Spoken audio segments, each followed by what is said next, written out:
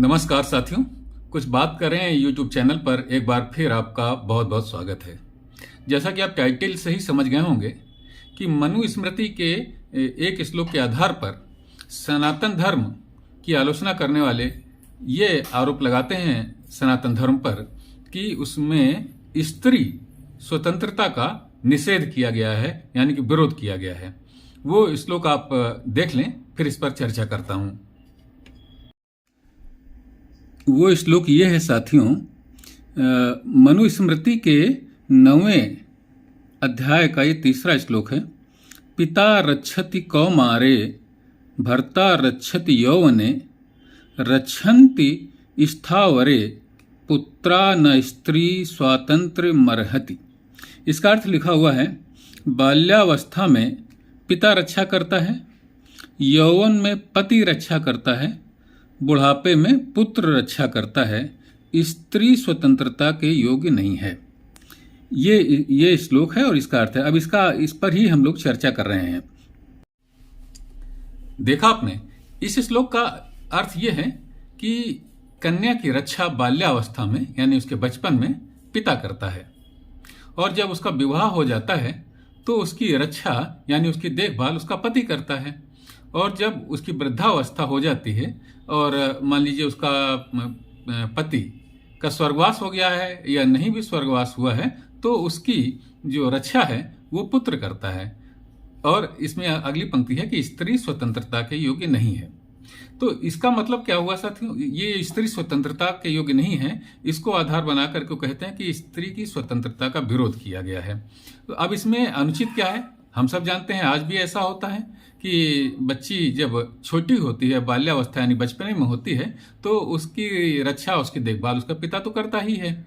और विवाह हो जाता है तो वो अपने पति के साथ में रहती है, तो पति भी उसकी देखभाल करता है। और जब वृद्धावस्था उसकी हो जाती है तो पुत्र उसकी देखभाल करता है। तो सब आज भी होता है। अब इसमें स्त्री स्वतंत्रता के योग्य नहीं है, इसका अर्थ सिर्फ इसी श्लोक के आधार पर लगाना उचित नहीं है, क्योंकि आगे के भी श्लोक देखे जाने चाहिए।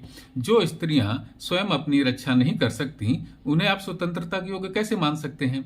जबकि आगे के श्लोक में लिखा गया है कि स्त्री जो स्वयं अपनी स्वतंत्रता की रक्षा करती है यानी कि स्वयं अपनी सुरक्षा करती है, वही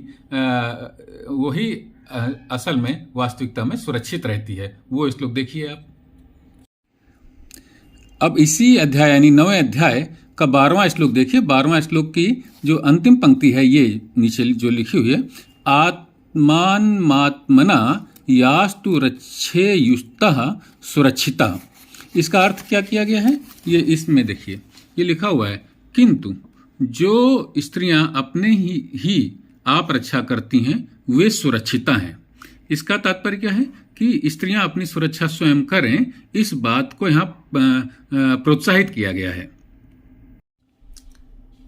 आत्मा नामात्मना यास्तु रक्षेस्तः सुरक्षिता, यानी कि वही स्त्री वास्तव में सुरक्षित है जो अपनी सुरक्षा स्वयं करती है। अब इसका मतलब यह है कि जो स्त्रियां स्वयं अपनी सुरक्षा नहीं कर सकती, उनकी सुरक्षा तो परिवारजन करेंगे ही। वही उस श्लोक में लिखा हुआ है, पिता रक्षति कौमारे भर्ता रक्षति यौवने, यानी कि बाल्यावस्था में पिता रक्षा करेगा कन्या की, और जब विवाह हो जाता है तो पति रक्षा करेगा, यानी कि एक दूसरे की देखभाल करते ही हैं। रक्षन्ति स्थावरे, वृद्धावस्था में पुत्र रक्षा करेगा। स्त्री स्वतंत्रता की योग्य नहीं है। कुछ जो स्त्रियां अपनी स्वतंत्रता स्वयं नहीं की रक्षा स्वयं नहीं कर सकती, उनका कोई ना कोई परिवारजन ही तो सुरक्षा करेगा। इसमें आलोचना की क्या बात है? लेकिन इस श्लोक को इतना ज्यादा आलोचना का पात्र बनाया जाता है कि जैसे सारे सनातन धर्म के ग्रंथों में स्त्री स्वतंत्रता का विरोध किया गया है। जबकि आपने देखा कि 9वें अध्याय का 12वां श्लोक का अंतिम पंक्ति, आत्मात्मना यास्तु रक्षेस्तः सुरक्षिता में साफ साफ कहा गया कि स्त्रियां जो हैं, जो स्वयं अपनी सुरक्षा करती हैं, वही सुरक्षित रहती हैं। यानी स्त्री स्वतंत्रता को प्रोत्साहित किया गया है और ये कहा गया है कि स्त्रियों को स्वयं अपनी सुरक्षा करनी चाहिए। लेकिन जो स्वयं अपनी सुरक्षा नहीं करती, उनकी सुरक्षा तो उनके परिवारजन करेंगे ही। इसमें अनुचित क्या है?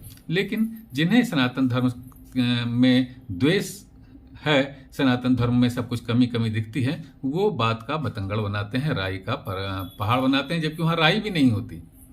तो आप देखिए, स्वयं पढ़िए और अपने सनातन धर्म की जहाँ पर आलोचना की जानी चाहिए उसे करनी भी चाहिए, लेकिन जहाँ आलोचना नहीं की जानी चाहिए उसे आलोचना का पात्र क्यों बनाया जाता है। वस्तुतः सनातन धर्म के जो धार्मिक ग्रंथ हैं वो बहुत महान हैं, उनमें नीति के जो उपदेश हैं वो नैतिकता के एक उच्चतम बिंदु तक ले जाए गए हैं। इस बात की ही परेशानी सनातन धर्म के आलोचकों को है। तो आप स्वयं देखिए, स्वयं पढ़िए और जानिए कि आपके जो सांस्कृतिक और धार्मिक ग्रंथ हैं वो कितने महान तथ्यों से सुसज्जित हैं। आज की चर्चा में बस इतना ही साथियों। अगर आपको ये चर्चा पसंद आई हो तो आप इस चैनल को लाइक कीजिए, सब्सक्राइब जरूर कीजिए और अपनी टिप्पणियों से हमें अवगत भी कराइए। जय हिंद, वंदे मातरम।